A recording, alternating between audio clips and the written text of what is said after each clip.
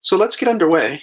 And I want to thank everybody for making the time to take part in this conversation, introduce ourselves for a moment, and then really get into the subject of this conversation, which is how we start to um, make the case for advancing racial equity in government. And so first, it's always worth knowing who's talking to you. So I wanted to introduce myself, Dwayne Marsh. I'm a vice president for institutional and sectoral change at Race Forward. Many of you know Race Forward actually merged with the Center for Social Inclusion a little over a year ago, recognizing the intensity of this moment on the issues around race. And so we have been partnering with the SPARC process for the last couple of years in support of the work of the initiative. And this webinar, Making the Case, is part of that support to SPARC as it considers how to keep racial equity integrated fundamentally with its work around climate and health. A quick bit about us. We focus on 5 areas of work, recognizing that these are critical to shifting the conversation on race, building power in communities to lift that up, having the right research and capacity building on the ground to make change, building a new generation of policies that really help us dismantle structural racism in all of the institutions and sectors where we see it. We know, though, without systems change, that work will not take root and will not hold. And so we support all of these functions in the work that we do. It's part of why we joined the SPARC initiative, because we recognized the work that they're doing in the sites and the national conversation really is part of that game changer that we need to see. The reason we are talking today is because of our work with the Government Alliance on Race and Equity. And that work has been going on for 4 years now with a growing number of jurisdictions that are committed to leading and engaging, not just to lift up the importance of race as a part of their mission, but to recognize they have to take action. And so we work with more than 100 members and then also probably as many jurisdictions through contract work to kind of explore this this possibility. So just a quick snapshot of where we are, and then I'm going to let Ella introduce SPARC as we continue to try to get Sasha on the line. This is just a snapshot of the landscape that we have currently. Or a year ago, this was our landscape, and this is the landscape today. And you can see the rapid growth of this conversation. I'll just say we were thrilled when New York City joined as the largest municipality to take these issues on, but equally thrilled when Fort Collins, Colorado, a college town outside of Denver, joined, because we recognize these issues cut across demography, they cut across geography, they cut across political ideology. Really, race is an issue that has to be resolved in all of our communities. So before we dive into the presentation itself, I want to turn the mic to Ella to be able to describe SPARC in a little bit more detail, and then we'll get underway. Thanks, Dwayne. I appreciate it. So I'm Ella Mendonça. I'm the Learning Community Coordinator for SPARC. And just to tell you a little about SPARC, it stands for the Strong, Prosperous, Resilient Communities Challenge. It's made up of a group of partners, the Natural Resources Defense Council, Enterprise, LIF, as well as our other partners, where we do work primarily in 6 cities across the United States and trying to build communities where everyone can thrive. And so I'll lead back to Dwayne, but I just wanted to mention that Sasha Forbes will also be joining us in a few minutes, and we'll talk a little bit more about the work that SPARC does. Great, thank you, Ella. And I'll say, if you didn't catch the webinar last week with Dr. Manuel, I suggest taking a look at it. It ran over because the conversation was that good. I don't want to reprise too much about it, but her conversation was really looking at framing on displacement and how do we make that case. And she lifted some really important questions about avoiding how to have the conversation backfire on us, how we actually move from individual to collective and system responsibilities, looking out for grooves, what I call narrative grooves, like getting into a narrative that really is unproductive and how you can avoid doing that.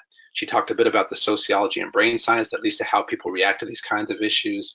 She raised some really good do's and don'ts. And she also, talked about what is the kind of community we want to be. And I want to kind of lead into that in this notion of also government sometimes being perceived as a mediating institution on these issues versus having a real catalytic and important role to lead around issues like displacement, but also around racial equity. And so this is where I really want to begin the exploration. We're going to walk through about a 20 slide deck that is potentially the way in which you would engage if you were to get the opportunity to have 20 minutes with a leadership in government to try to make that case. But it also could be that you're in conversation or in dialogue in a group meeting. And so don't lean on the slides as the only way to go, but think of the messages that you want to be able to hold when you get that opportunity. You're likely to get that opportunity as a result of organizing or advocacy you've done to get the audience in government. And so that's something to keep in mind as well. And then know that after the webinar, we'll share the deck. We'll also share some glossary of terms. And there's even what we'll call a micro deck. If you have 5 minutes, how would you try to broach this issue? Our running joke on the staff team is somebody says, if I got 20 minutes to talk about racial equity, can we do a training? It's like, no, you can use that 20 minutes to convince the leadership in question that you need more time to be really substantive, thoughtful, and effective in the conversation. So this is that 20-minute-ish conversation that you might have. You'll notice on each slide there's a kind of blue label in the corner. It's just the point of what we're trying to make. And so what I want to walk through right now is what you want to do, we think, that we've seen has been effective with the jurisdictions we work with around the country. So one of the first things we have to do is really begin to make the case for why government matters. And that is something that we have lots of data and statistics on, but holding the number of workers who are employed by government, the fact that it's the largest employer of people of color, and the fact that the issue in question, the issue that is important to those that you're working with, will improve with the focus on racial equity. And there's evidence to support how advancing racial equity can actually improve outcomes in a myriad of issues. And this notion that government plays a critical role in transforming negative ideas about government into a public sector for the public good. And this comes back to what Dr. Manuel talked about last week in terms of how we want to frame conversations in ways that are grounded in systems and solution oriented. So you want to start by making sure it's clear why it matters for government to talk about race. It's important, and this is a place where you can, can spend a solid amount of time, but also can get quite lost in the history here. And so want to be in a short form, in the 20-minute opportunity you have, really just acknowledging the legacy of government, acknowledging the reality that government played a role in creating some of the inequities we have, and that even now, as we're progressive in many cases and many governments around the country trying to think about solutions to these issues, that legacy comes with them. And so how we lean into unpacking or resolving the challenges that have been created over time is important. We also want to kind of share that there's an arc that runs from that history to the present, catalyzed by community, pushing towards a demand for something more from government, getting a response in many cases, but that the work is still ahead of us. But now we're seeing movement, we're seeing increasing numbers, and we have numbers we can get you that can kind of reinforce this, because we know that local government in particular likes to selectively imitate, right? When there's something that is promising, it wants to take a part in that. And so the fact that we are building movement, building membership, and building more jurisdictions that are doing this work is something you want them to recognize. This is a moment they want to step into because it is where the conversation is going. And there, I will say at the deck that has a number of notes on some of the points you can make around this arc, but this arc is important to hold. No one will be surprised to understand that this is really the moment that we're in, that you can name the department, name the agency, name the effort of the person or people you're in the room with. They will have racial disparities in their department's performance and outcomes, and what we are trying to find answers. And we know, in fact, the thing to underscore here is that disparities aren't natural and that they can be reversed, and that the intentionality is the way to get there. And so we try to bring this into the conversation early on to recognize that this is both something that doesn't occur naturally and that we have ways to resolve it. It's usually useful for some folks to be able to put something tangible to this and to move from just this notion that there's a social justice or a moral or a political argument around how racial equity is important, and really to hold the notion that there are economic benefits. There are other kinds of benefits as well. So in this sample deck that we'll share with you, you'll see some examples that kind of bring that, and we tried to hit the coast, hit different issues. So you'll see here we talk about employment disparities and how that leads to so much lost economic impact. You'll see we talked about the investment that government makes directly into its communities, in this case through minority women business contracting. And you'll see we can also talk about the fate of a region, and in this case talking about the Twin Cities skill gap that's emerging because their population is diversifying and they're not providing the resources and supports that people of color in the region need to be able to fill the jobs that will be there in 2040. And so usually you can find a number of examples that will touch and resonate with the audience that you're working with. And unfortunately, there are many, right? But you want to intrigue the listener to think, oh, this actually could have some importance or impact for me. When we do this case making, we like to show, kind of move up the chain, right? So at the local level, we can use those kinds of examples that we moved.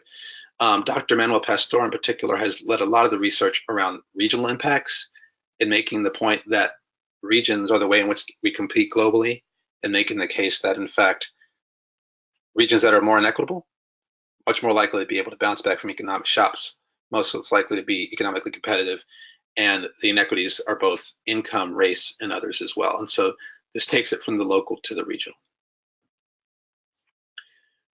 We also want to talk about the cumulative cost, and so we like to use Policy Link's Racial Equity Atlas, and I think about 2.4 trillion is the estimate of, this says 4.2, so 2.4 trillion, and we'll fix that, in GDP lost annually as a consequence of these investments, or these inequities that cut across our communities. And so in this way, for those who need to hear the economic argument, you've brought that. For those who need to bring the kind of justice argument, there's some way to bring that into the mix. But the thing that I would lift up, and this is something that you can open with, or maybe even close with, or try to reinforce throughout, is that jurisdictions who think about racial equity as something they want to add on, or maybe it's an initiative they look at or consider, they haven't made the connection yet that they can't fulfill their mission as jurisdictions to serve all people without addressing racial equity, because as long as we have racial inequities, we will continue to have people who will not be able to participate and benefit in the economy in our society. And so that is the kind of cognitive leap that you want to make. Again, thinking about the messages that will have some resonance for your audience, recognizing in fact that there are private sector and other interests who have started to think about how inequality hinders economic growth, and so making sure they are aware of that. And in this case, try to think about the example that you'd lift here that would have most resonance with your local officials. And I'll say local here, but know that we are doing work at the regional and even occasionally the state level. So I'm going to focus here on how you would talk with your local officials, but those things are relevant as well. The other thing to hold is, again, this notion that improved equity, right? We actually have a superior growth model that shows that equity is at the center of that. We get better benefits. And so connecting the public and private interests is really something we think is important when you're trying to make the case. It's important to have a definition.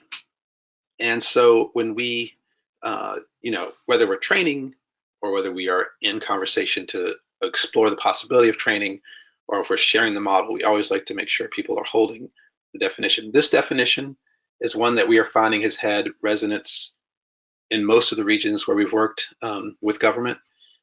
In this notion, again, of closing the gaps so the race doesn't predict one's success, but also improving outcomes for all people.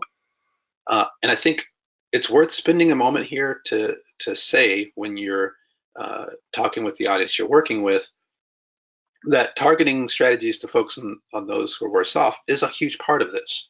That in fact, the system improves for everyone when we improve it for those who are worse off. And always good to have an example here. I'll use a generic one. You should use one that's specific to your region, because there will be, unfortunately, many. If we're talking about education, and we were saying that 75% of white high school students graduate on time and ready for college, and 55% of African American, Native American, Latino children are graduating on time, ready for high school, or ready for college. The solution wouldn't be that 65% would graduate on time. We're not trying to get to compromise. We want to see 85, 90, 95% graduate. But we recognize we can't achieve those targets if we don't solve for the fact that 55% of certain groups are having this struggle or having this success and the rest are struggling. And so, again, the root cause analysis says we have to solve for this in order to get to the goal we want. And then the other thing that you really want to lift up here is this notion of not just services, but policies, institutions, and structures. If you're talking with leadership in the jurisdiction, that will be language that resonates with them because they're trying to think about systems level impact. If you're talking with the department, you want to explain that their service work contributes to that change of the system. And so spending a little time explaining that can be very helpful. Depends on how many people are in the room and the context in your jurisdiction. But we've found usually in a room of several to a dozen folks, there will be a few folks who absolutely understand why race is one important way in which we lead, but some folks will be asking that question, often because they're thinking of other kinds of marginalization that are hugely important, income, gender, right? Sexual orientation, but sometimes because there's discomfort with the notion of putting race out front, and that gets into a much longer conversation on why people have that discomfort, part of which Dr. Manuel talked about last week. What we always like to say here is we recognize that there are multiple forms of marginalization that impact communities. We lead with race, and this is why. First, it's intersectional, right? And so we want to make sure they understand all of these things connect. But to say things that will help them make the connection why race should be central, that in fact, for instance, when you take a marginalization like heterosexism or sexism or ableism and you disaggregate by race, you see disproportionate impact for people in that marginalization based on race, right? We can't solve for equity if we don't solve for racial equity. Talking about racial anxiety being on the rise, something that people will recognize because it is everywhere, and why it's important to deal with that. Talking about the fact that institutional and structural approaches can be used with other forms of marginalization. These are all things that we have found have been helpful, but also bringing it back to specificity, so you're not trying to do everything at once, in an unorganized or unstrategic way. And so it's good to remind your listener in government about the importance of centering race as you do this work, even at points along the way, just so they can remember why they're having this conversation with you. We think it's important for folks to start to recognize that there are different kinds of racism, right? And that they all are at play, but that we have to be on the same page about what we're talking about to have aligned solutions. And it's usually worth noting for folks that you might be talking with, that institutional racism is where we find most of the heavy lifting in government. We, generally speaking, don't see governments stocked by a bunch of explicitly racist people trying to do harm to communities of color. So while individual racism is an issue, we know what we find is policies and practices that proliferate from the momentum of previous decisions that will harm people of color, whether it's unintentionally or inadvertently. And so lifting up this institutional piece is important, and then helping see the connection that by doing so, they're stepping into addressing structural racism, which is kind of, feels like an impenetrable force that we can't address. But the interplay of multiple institutions helps create that. And so it helps them to see an entry point to say, if we can take this on at the institutional level, we actually can address fundamental structures that are really making oppressive environments for the people that we are trying to improve their condition. Also worth holding up that our systems will do what our systems do until we make them do something else. And so this notion that systems are interconnected, but also that we have a role in government to change those systems and have them perform differently, to really start to undermine the disinvestment and disparities that we've created previously, is an important thing for them to hold. And why I think this is important to lift up is because while there's incredible power in the work that community does, while there's incredible leverage and investment resource from the private sector, we will need government to unpack and redesign their systems if we really want to get to full impact on this issue. And so you hope in this conversation, government starting to see their unique or distinctive value, their lane in this work becomes really important. You don't necessarily have to use this graphic, but this is one that we in the Bay Area that have seen has been quite helpful in helping people understand a move from an orientation of the individual and of risky behaviors and personal choices towards conditions in the landscape and in the environment that require policy changes, and ultimately looking at how we actually, our systems create inequities and how it takes a systemic approach. So this could be a point at which you actually are able to move someone else. And I'll say this, in a mixed room, and by mixed I mean, you know, you're going to have anywhere from 3 or 4 to 15 to 20 people you're talking to in a conversation. You have to, do your reconnaissance, know who's in the room as well you can, but there will always be people across the spectrum of experience and perspectives. And the degree that you can, like, this is a net that has many hooks. Different points of the conversation are likely to catch or catalyze or stimulate the interest of different people. Somebody who didn't hear or resonate with some of the things I've said to this point might lock into this, particularly if they come from a public health background, because public health as a movement has run up against this barrier around, racial inequity as the thing that's behind this, the social determinants of the disparities. And so you will find, by having this kind of blend of case making, you will catch different people in the room as you move forward. Now, on these next 2 slides, we highly recommend, in many of the regions that are on the phone, I know that displacement gentrification is a huge issue. We just put a couple of placeholders here. You can tell your story so much better than we ever could. But the whole point is to use the story, whether it's displacement and gentrification, whether it's something on a human service angle, whatever is resonant in your community, bring that story, bring it richly, bring it in the way that Dr. Manuel was talking about last week. And if you bring it at this point, I think you bring it in a way that avoids the backfire syndrome that she was talking about, but you want to tell your story well. And we think that displacement one is one that resonates in many cases. And so you would, bring it back to where you are, and bring it back to the structural issue, and bring it back to race, right? And so, because again, you want to keep government understanding there are structures that only you can help us fix, and we need you to be about those. We want to also talk a little bit about the brain and social science. It's important for folks to recognize that a couple of things. One, institutions are made up not just of the buildings they're in and the policies and practices that came before us, but the people who are in them. And I often say those people will either innovate, innervate, detonate, you can pick your 8, whichever it is, right? They're doing something to either perpetuate or resolve those inequities. And so we have to understand how people think. And what happens when those collective thinking begins to be a part or driver of the institution. And so this in some ways is going to be the trickiest part if you have 20 minutes, because this really is hard to describe in 50 minutes.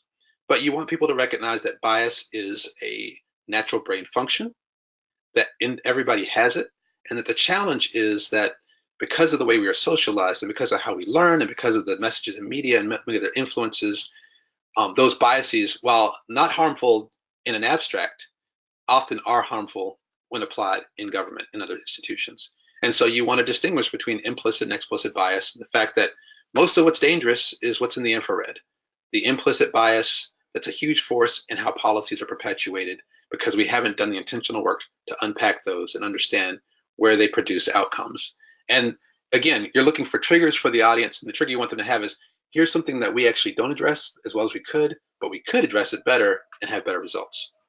This notion, and this is something that's to lift up, that institutional implicit bias therefore becomes critically important and a place where you want to focus some energy, and that there are ways to do that. And there are ways to deal with all of these, but you're talking to them today because you recognize if we could take on implicit institutional biases, we will change results and outcomes in our communities.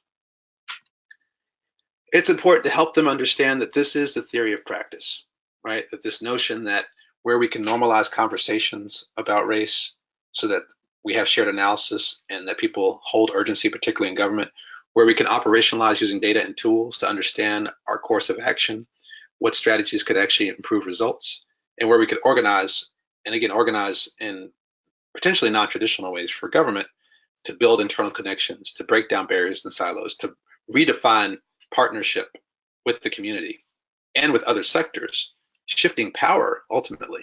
And you'll know your audience how much you want to get into the shifting of power. But really, this is the primary focus and the theory of practice that's working in a lot of places around the country, and that you're inviting your audience to step into this methodology with you, with others, with this network of jurisdictions who are asking these questions and trying these things out. By now, you're probably starting to sweat a little bit because you're running short on time, but you want to note that those tools are important, that there are ways you can do an analysis, really strategic planning analyses that hold the process and the product, because we recognize the process that got us here was inequitable, so we have to look at both, and that those tools exist and that people are using them all over the country. And we refer to them as racial equity tools. And you want them because you want them to feel that something tangible or concrete that they can lift up. You want to point out that doing that can happen at all scales, that there are major multi-million-dollar investments that local government makes all the time that could be transformative in communities. And if we held a racial equity analysis, we get a different set of outcomes. But we don't want to wait for those mega opportunities to come along, that in fact, there are daily decisions, weekly decisions that people at all levels of government make that in doing so can change the landscape in the institution, can change outcomes for people on the ground, and ultimately can set the stage for going for the home run. And there are examples we can share with you that you can use from other places or from your own places where that's happened, which could be a way to have them again recognize the concrete that sits within this very effusive, large, body of work we have to do. And you want to be concrete. So here are a set of recommendations that we often will throw out there when people are thinking about this work, committing to explore the potential for achieving this mission by centering racial equity, building a new relationship with community that emphasizes, community control and power, looking at national best practice for ways to move forward, building a core team that can carry the institutional transformation work so it's not constantly being kicked from person to person, and pilot using racial equity analyses, because inevitably if they're done well, it will force people to ask different sets of questions and come up with different solutions as you go forward. So with that, that was, in case you're curious, that was 19 minutes and 32 seconds. And so I was trying to model the way in which you want to be able to tell this story. And it is a challenge, I will tell you, to do that. But at this point, I think I will stop and we will see about any questions that you might have about this, and I can bounce to a particular slide in the deck if it's helpful, but looking forward to hearing some of your questions.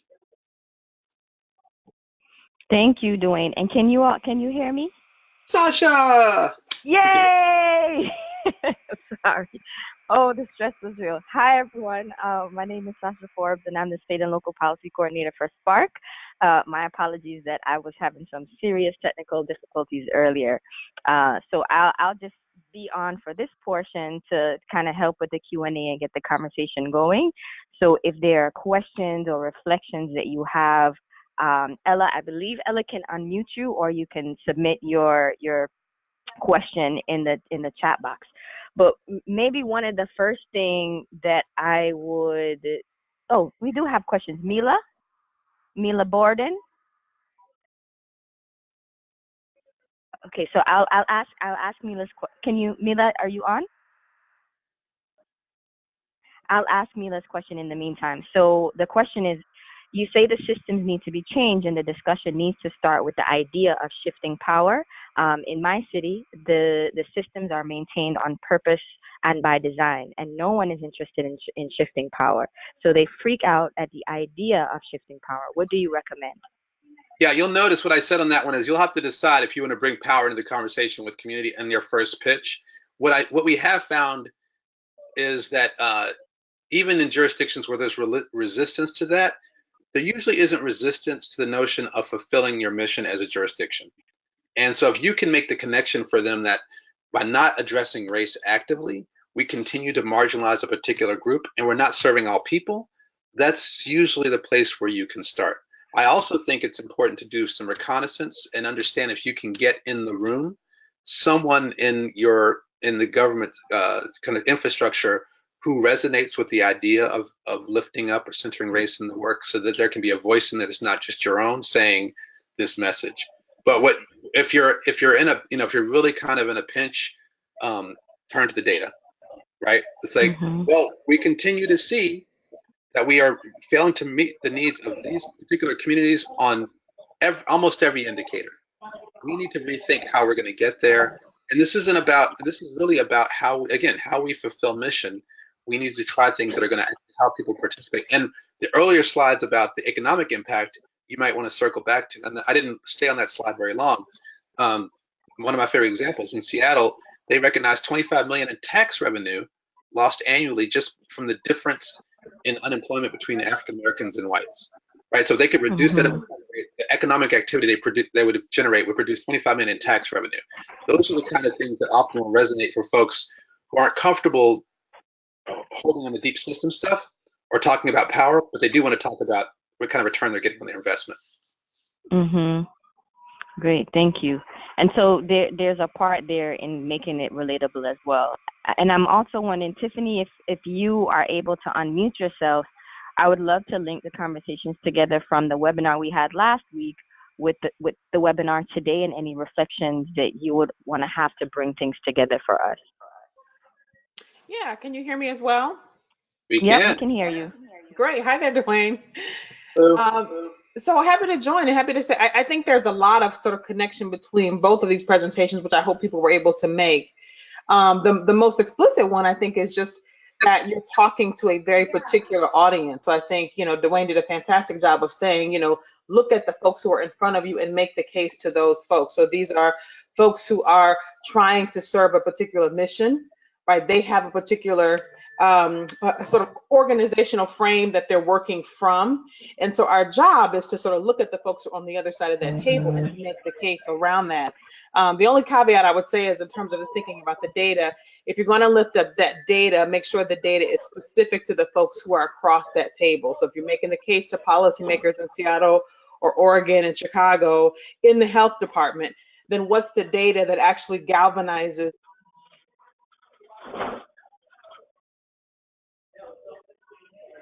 Hello? We lost your galvanizers, Tiffany. But that's a strong word to get lost on. So while maybe she's recovering her audio, I would also just say to the question from Mila, knowing what peers, and by peers I mean jurisdictional peers, make a difference to your audience is important. And so you might want to bring examples to the conversation specifically. And I'm just making this up, but if you're in North Carolina and you know that your jurisdiction listens to other North Carolina jurisdictions more, bring an example from North Carolina where this work is happening. And I'll say in that particular case, there's a lot of work happening in North Carolina right now, so it wouldn't be hard to do. But yeah, try to figure out who your audience is going to listen to. I've never met a jurisdiction or a local government that wants to be left behind on the right call. And so you need to have them walking away from this conversation feeling like, centering racial equity is the right call. That's exactly right. You want to finish out, Tiffany? We lost you on galvanizing.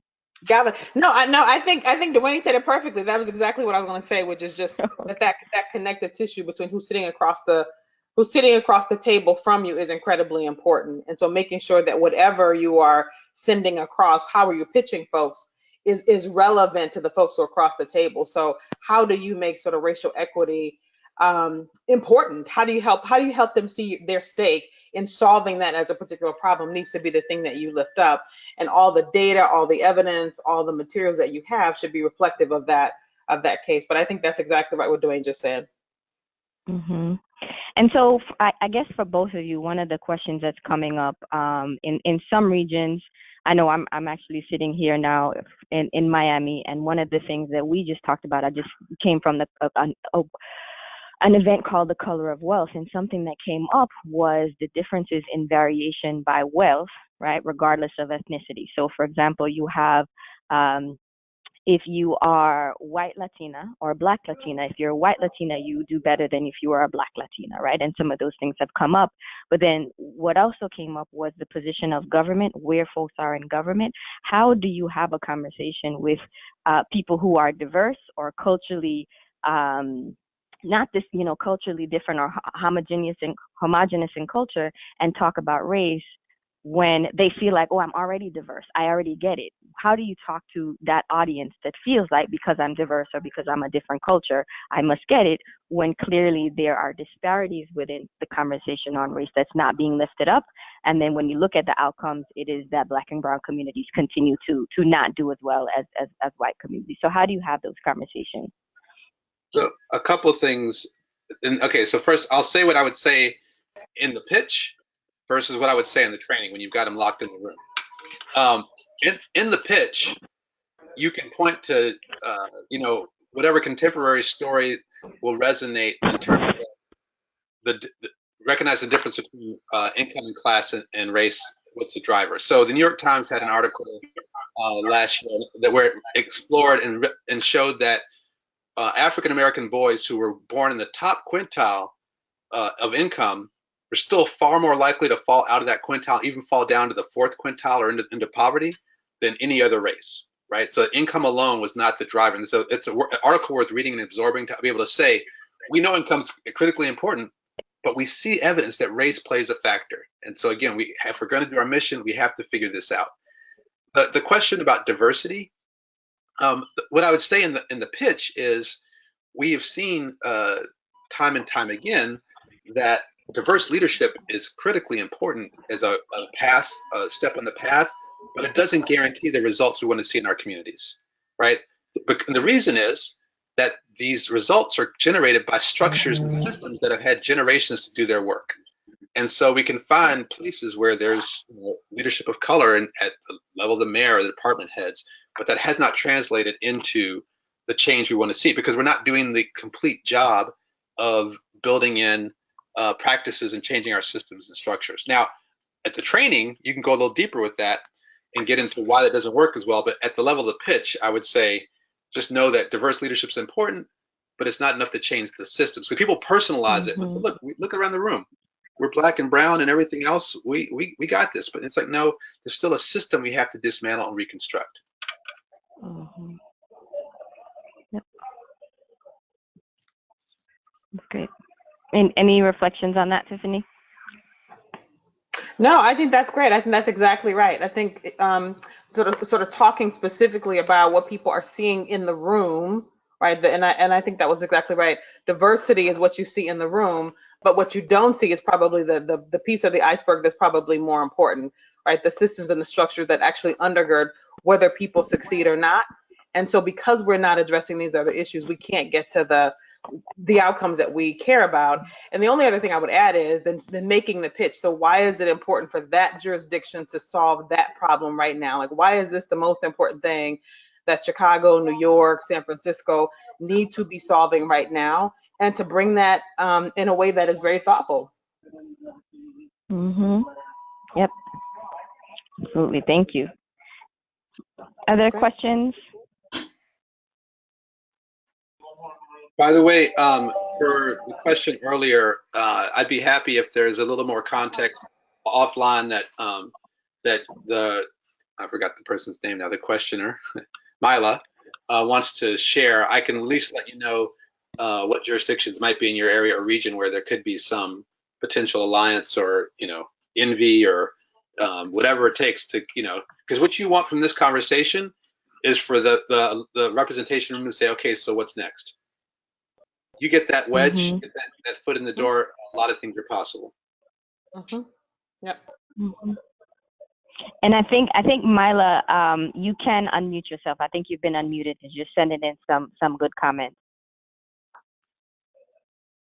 Or Mila, I'm sorry. Oh, I see a new question.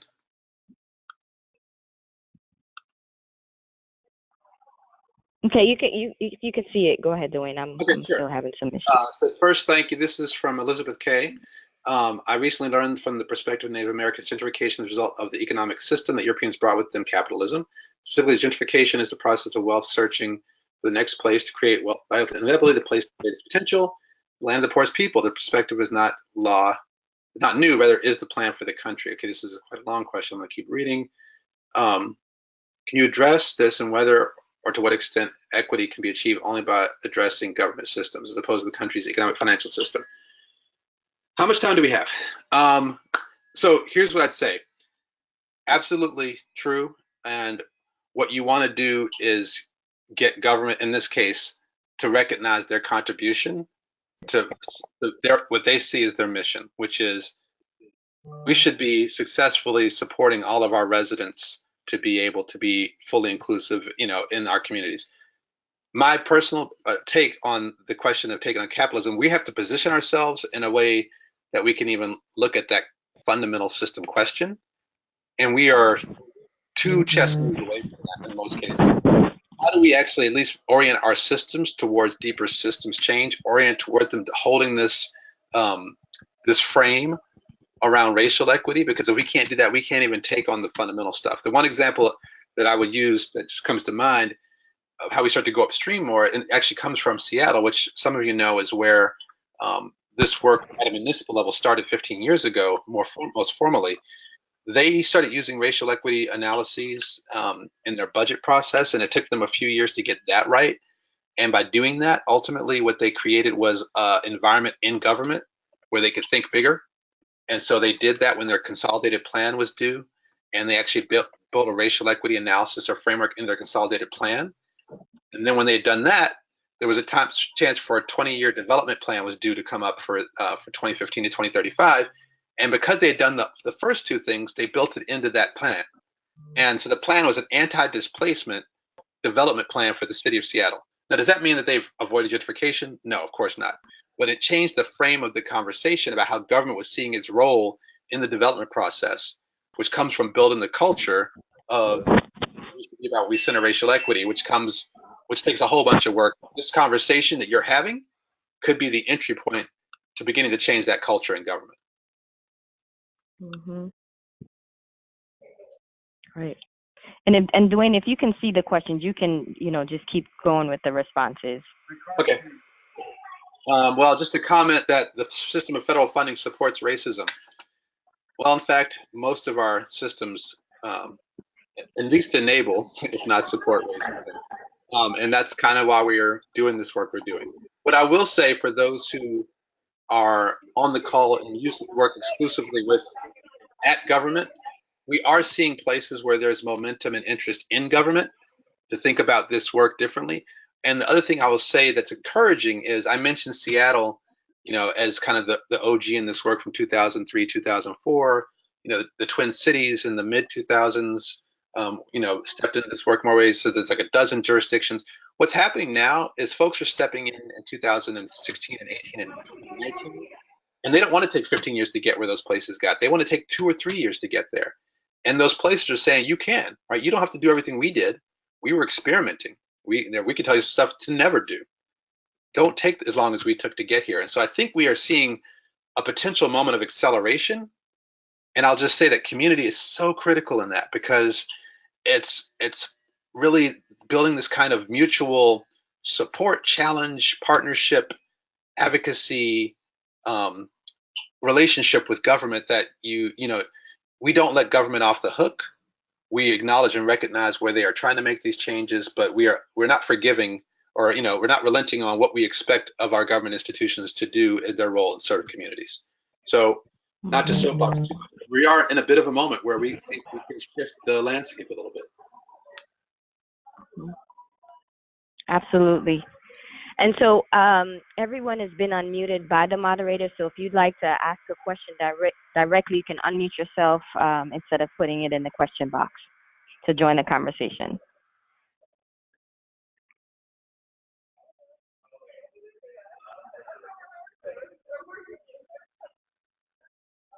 Okay. So Dwayne, maybe we could head to what's next and how we use this PowerPoint.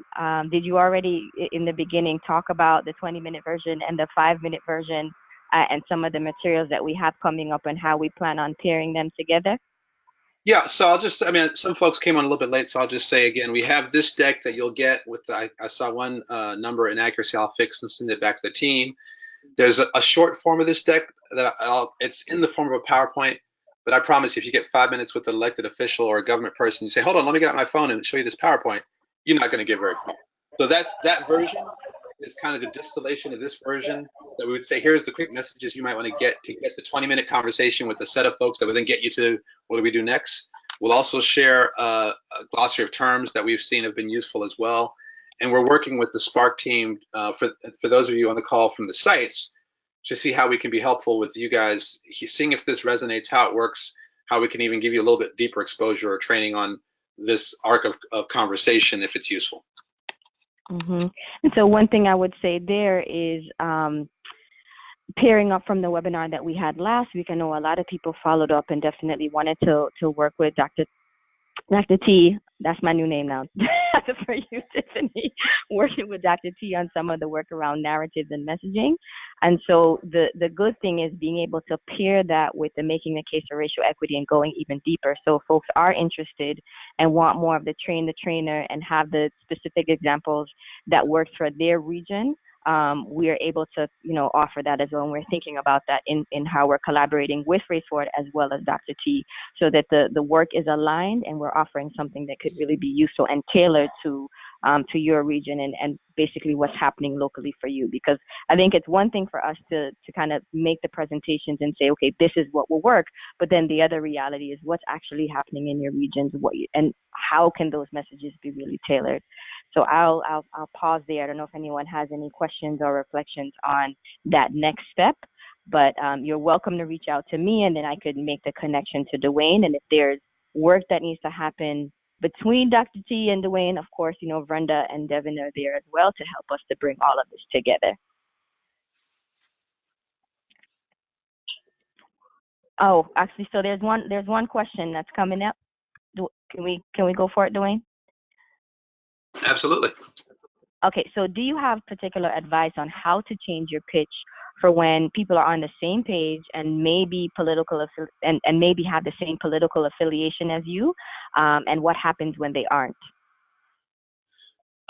We try to make the case, and you'll notice up at the slide, I'll just pull it up if I can. When we share the landscape map, you'd have to figure out your version of this, or if you wanted to say, and I'll say this, it may help you to make the case or share the existence of GARE, a network of this scale and growing, to make the case that you don't want to fall behind. For us, it's great at the national level to show this map, because we can say, as I did, I mentioned New York, I mentioned Fort Collins, Colorado, I can mention a conservative, city. This is not a blue-red issue, right? This is an issue for every community in our country, and it gets down to mission of jurisdiction. Now, you might have differences of opinion about how we get there, but that's okay, because when you start to apply the analysis, it will show you how you can resolve these inequities.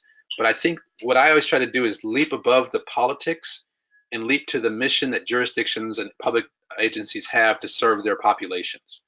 And that's the kind of point of departure that I like. And you may get a reaction, I'll just say this, you may get a reaction to saying that might make you cringe a little. But remember, your goal is to get them into training and get them into conversation where you can explore those things, work those things out, build alignment for what the data is telling you, the reality that people are being marginalized, they need to be brought into conversation and community. And so I think there are ways to kind of to take this past politics to our responsibility to people as government. Mm-hmm. Absolutely. Absolutely. All right. Last call for questions.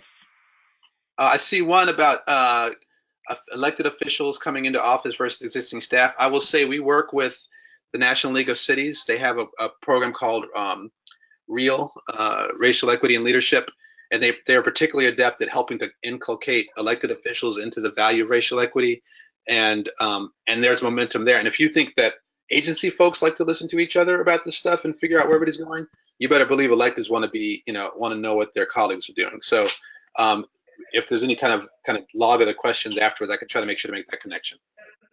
Mm-hmm. And we have a request for presentations to be available. Yes, we will send the presentation, both the one from last week and this one as well. And so as long as you've registered, you'll be able to get that after the presentation. Well, thanks to everyone for doing the work you do and for continuing to bring pressure and encouragement and challenge to government. That's our role as community to make sure government knows what we are looking for and to build those kind of relationships and partnerships. So I look forward to following up with folks in the weeks to come. Yes, thank you, Dwayne. Thanks, Dr. T. Thank you, everyone, for joining, and please do reach out if anything. Thanks. Bye-bye. Okay, take care.